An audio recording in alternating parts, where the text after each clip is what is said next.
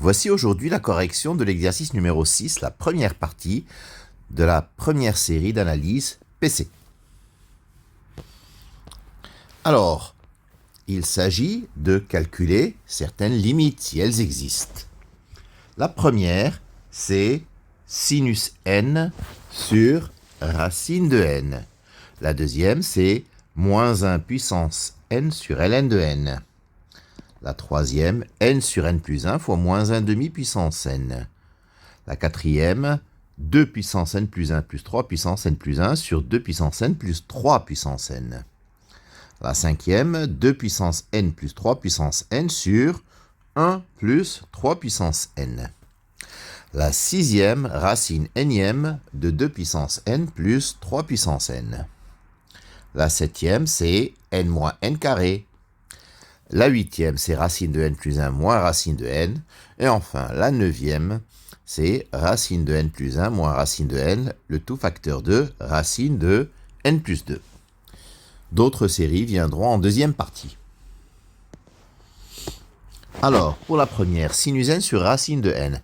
Un encadrement évident de sinus n entre moins 1 et 1 nous fournit sinus n sur racine de n, compris entre moins 1 sur racine de n et 1 sur racine de n. Or, à gauche et à droite, les quantités tendent vers 0. Par conséquent, la limite de sinus n sur racine de n, quand n tend vers plus l'infini, c'est 0 par théorème d'encadrement ou des gendarmes.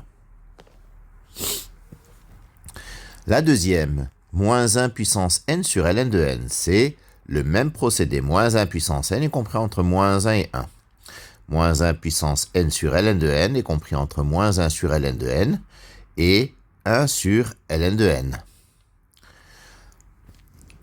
Alors, moins 1 sur ln de n et 1 sur ln de n tendent toutes les deux vers 0. Par conséquent, la suite un tend vers 0 par le même procédé, théorème d'encadrement ou des gendarmes. La troisième, n sur n plus 1 fois moins 1 demi puissance n. Moins 1 demi est compris entre moins 1 et 1, donc moins 1 demi puissance n est une suite géométrique convergente, elle tend vers 0. Donc, la limite de moins 1 demi puissance n égale 0. n sur n plus 1, c'est, on met n en facteur au dénominateur, et nous aboutissons à l'expression 1 sur 1 plus 1 sur n, 1 plus 1 sur n qui tend vers 1. Donc, un tend vers 0.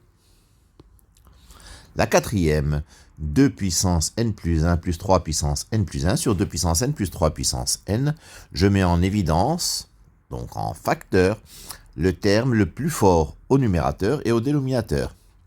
Ainsi, 3 puissance n plus 1 se met en facteur en haut, 3 puissance n en bas.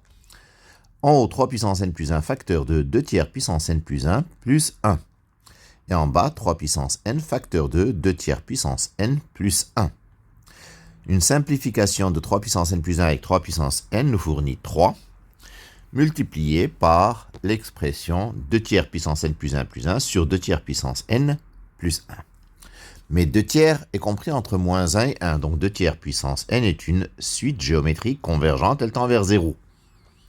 Par conséquent, le numérateur 2 tiers puissance n plus 1 tend vers 1, 2 tiers puissance n plus 1 tend également vers 1, donc la suite un tend vers 3.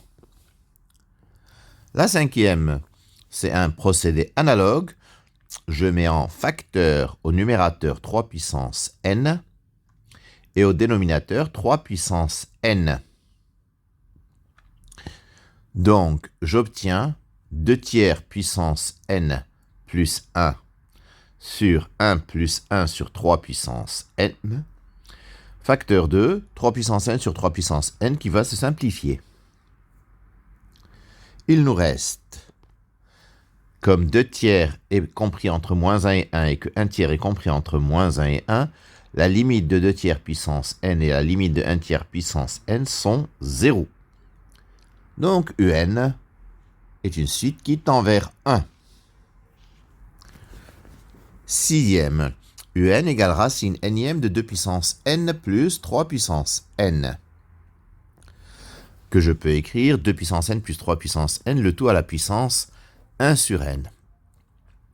Je mets 3 puissance n en facteur à l'intérieur de la parenthèse. Ça fait 3 puissance n facteur de 1 plus 2 tiers à la puissance n, et le tout puissance 1 sur n. 3 puissance n à la puissance 1 sur n, ça fait 3. 3 facteur de 1 plus 2 tiers puissance n, le tout à la puissance 1 sur n. 2 tiers puissance n tend vers 0 pour la même raison que précédemment. 2 tiers est compris entre moins 1 et 1. Donc, 1 plus 2 tiers à la puissance n tend vers 1. Et donc, 1 plus 2 tiers à la puissance n à la puissance 1 sur n tendant vers 0, ça tend également vers 1. Donc, la suite un tendra vers 3.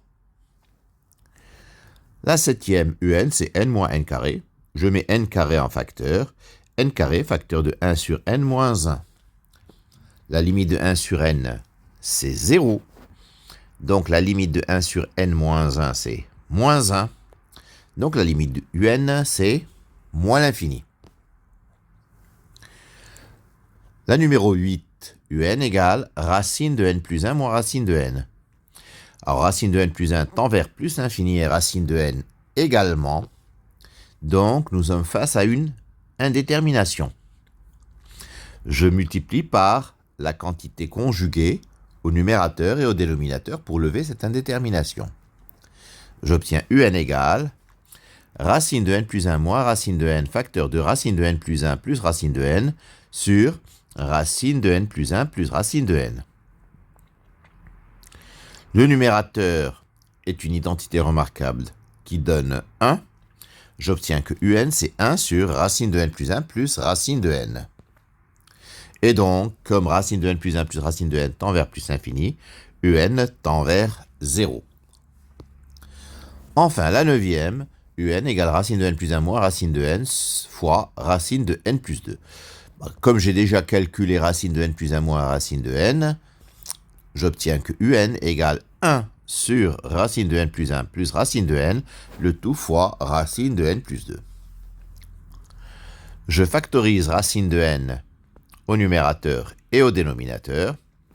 En haut, j'ai racine de n facteur de racine de 1 plus 2 sur n.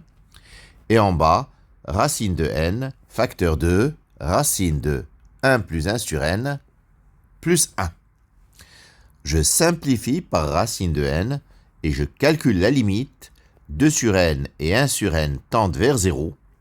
Donc la limite sera 1 demi.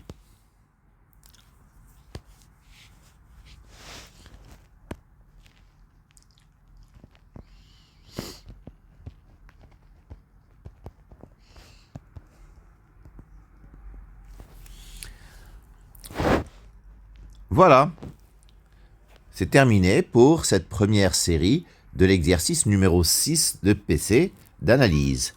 Je vous remercie de votre attention.